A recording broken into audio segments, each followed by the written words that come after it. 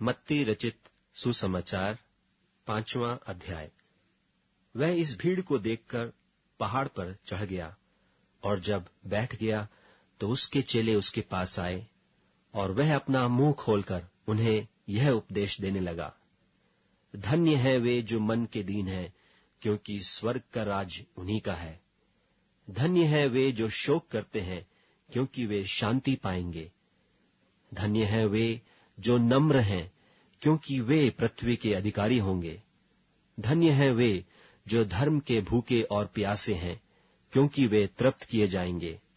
धन्य है वे जो दयावंत हैं, क्योंकि उन पर दया की जाएगी। धन्य है वे जिनके मन शुद्ध हैं, क्योंकि वे परमेश्वर को देखेंगे। धन्य है वे जो मेल करवाने वाले हैं, क्योंकि वे परमेश्वर के पुत्र कहलाएंगे। धन्य है वे जो धर्म के कारण सताए जाते हैं, क्योंकि स्वर्ग का राज्य उन्हीं का है। धन्य हो तुम जब मनुष्य मेरे कारण तुम्हारी निंदा करें और सताएं और झूठ बोल बोल कर तुम्हारे विरोध में सब प्रकार की बुरी बात कहें। आनंदित और मगन होना, क्योंकि तुम्हारे लिए स्वर्ग में बड़ा फल है, इसलिए कि उन्होंने उन भविष्यद्वक्ताओं को जो तुमसे पहले थे इसी रीति से सताया था।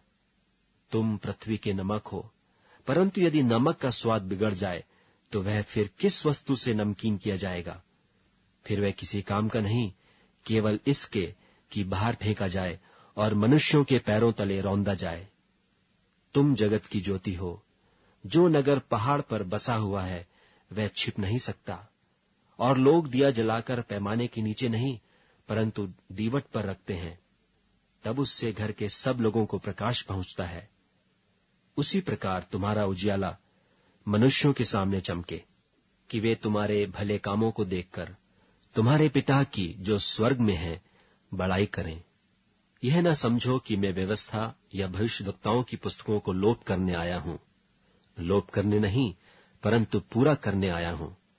क्योंकि मैं तुमसे सच कहता हूं कि जब तक आकाश और पृथ्वी टल न जाएं, तब तक व्यवस्था से एक मात्रा या एक बिंदु भी बिना पूरा हुए नहीं टलेगा।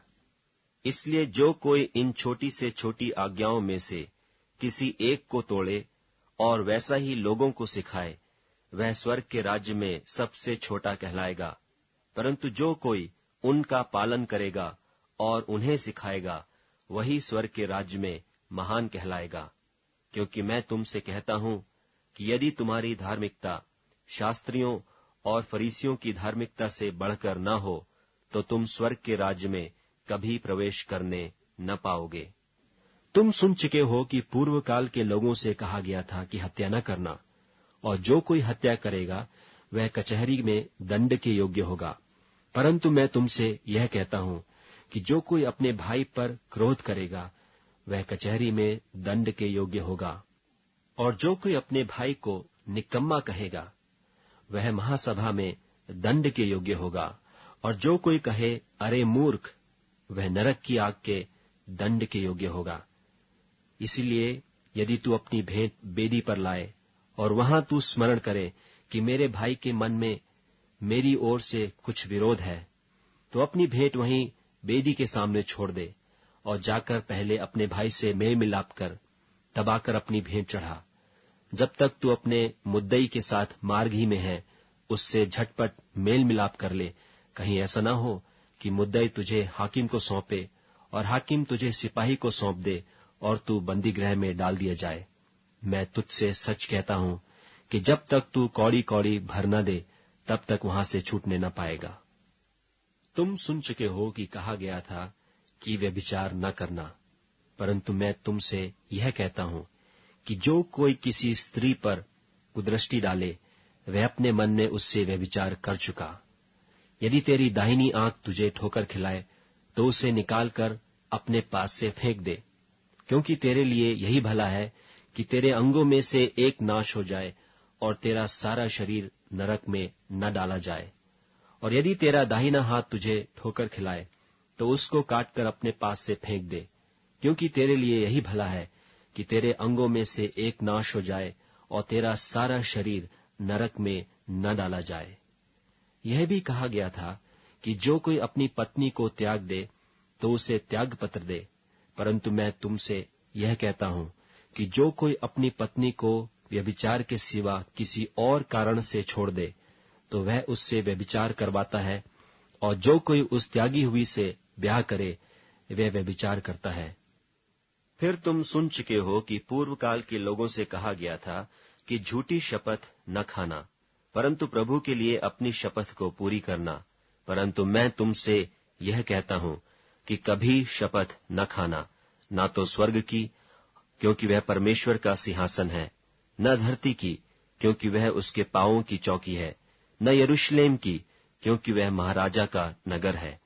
अपने सिर की भी शपथ न खाना, क्योंकि तू एक बाल को भी न उजला न काला कर सकता है, परंतु तुम्हारी बात हां की हां या नहीं की नहीं हो, क्योंकि जो कुछ इससे अधिक होता है वह बुराई से होता है।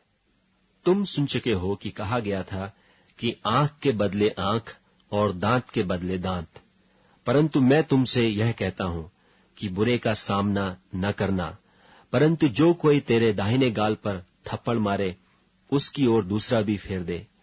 और यदि कोई तुझ पर नालिश करके तेरा कुर्ता लेना चाहे तो उससे दोहर भी ले लेने दे।